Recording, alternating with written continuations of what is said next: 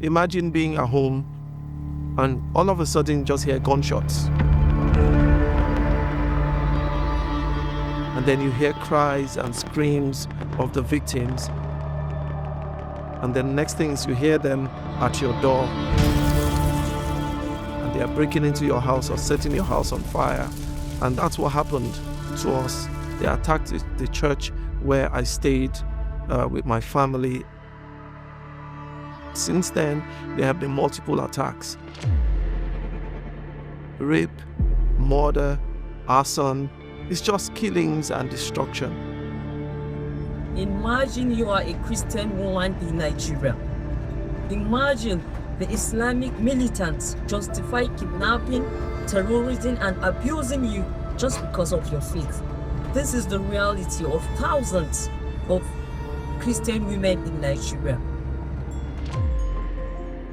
The 2026 World Watch List isn't just research. It's your family directory of the boldest Christians on earth. In the 50 most dangerous places to follow Jesus, faith should be impossible, but God specializes in the impossible. My name is Awais Ali. I'm a Somali Christian. If I lived in Somalia, I would be killed. When I became a believer, I did not have a fellowship.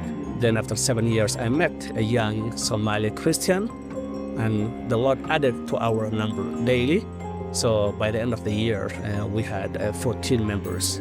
But of the 14 members, only 2 remained because the remaining 12 were killed for their faith.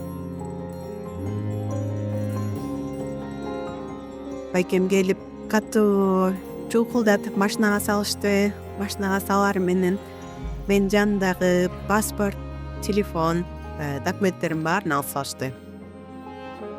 Үйгө бардык, сурап башташты, качантан бери ишенесиң, эмнеге жыйынга барып жүрөсүң? Башында суранышты, сен ал жакка барбай эле кой, сен Исадан баш тарт деп. Кол көтөрмөнгө чейин барышты. Жана үйдөн чыгарбай үйгө камап коюшту. Сыйынытта жаттым, Кудай мени куткара көр деп. For over 70 years, Open Doors hasn't just provided aid to persecuted Christians. We've walked alongside them in relationship. From Brother Andrew smuggling Bibles in the 1950s to our local teams supporting believers today in some of the most dangerous places in the world, our presence ministry spans generations. We don't just visit during crisis. We build long-term relationships that makes impossible faith possible. The believers on the World Watch List, they're not just statistics. They're our brothers, they're our sisters, they're our family. There's just distance. People cannot identify with the plight of Christians being killed and being slaughtered just for going to church.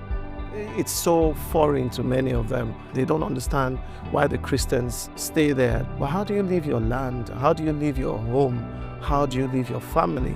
How do you change your history just because there's persecution? This year's World Watch List reveals hundreds of millions of believers facing persecution, with 15 countries experiencing record high violence. We've walked through destroyed churches with pastors who are rebuilding.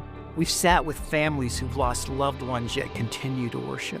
What we witness isn't just suffering, it's impossible faith being made possible. This is where we live for 4 years. Each and every one you are seeing here, we are all Christians, and we are displaced because of violence. I want to just say thank you for your ministry. If not the help of your ministry, I don't think this will be easier for us to live. How do people go further beyond just their awareness of the persecution that's happening? Awareness must also be followed with engagement. And that's why I appreciate what Open Doors is doing, because you are bringing people like me and others to share firsthand their experiences with evidence that this is happening. When you stand with persecuted believers, you're not just helping them.